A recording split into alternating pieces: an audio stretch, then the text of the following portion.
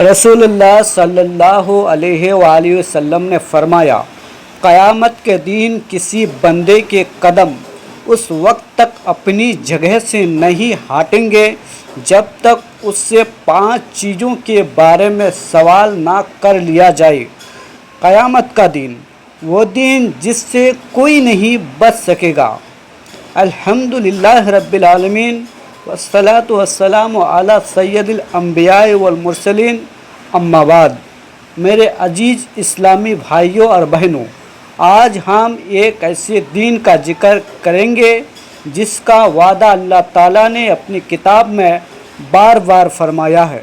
جس دین کا انکار کرنے والے خسارے میں ہوں گے، اور جس دین ایمان والے اللہ کی رحمت کی امیدوار ہوں گے، وہ دین ہے قیامت کا دین۔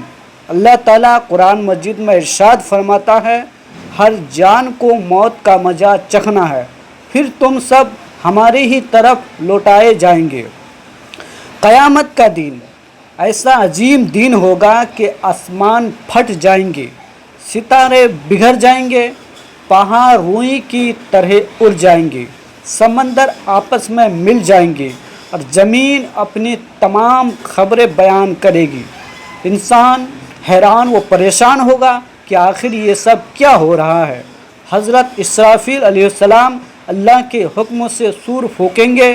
پہلی بار سور پھونکنے جانے پر پوری کائنات فنا ہو جائے گی، نہ کوئی بادشاہ بچے گا، نہ فقیر، نہ طاقتور، نہ کمزور، ہر جاندار موت کا مزہ چکھ لے گا۔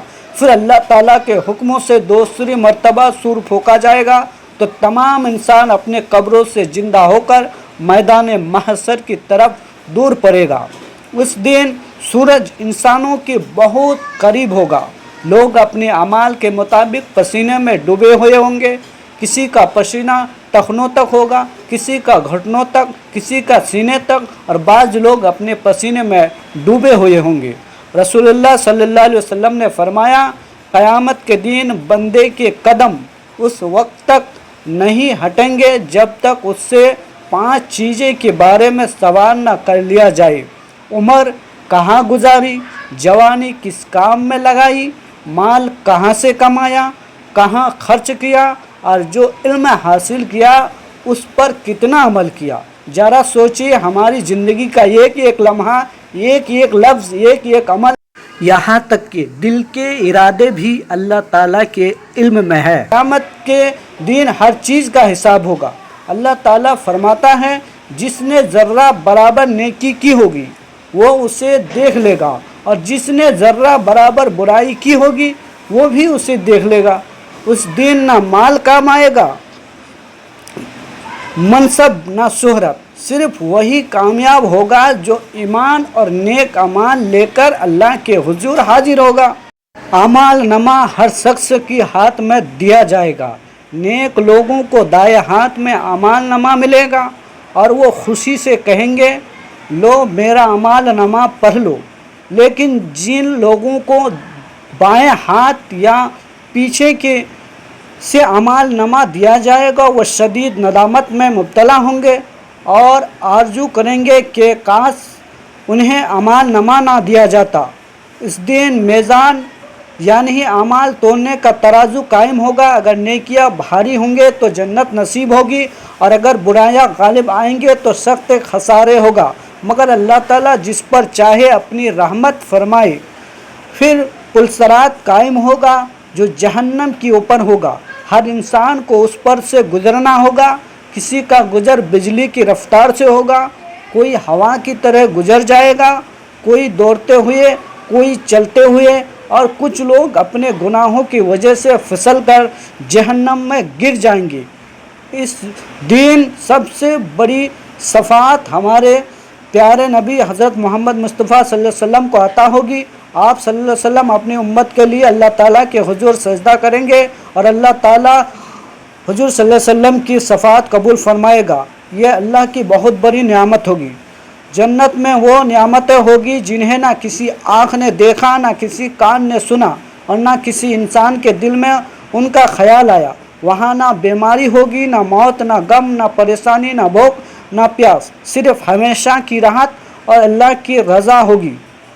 دوسری طرف جہنم کا عذاب انتہائی سخت ہوگا۔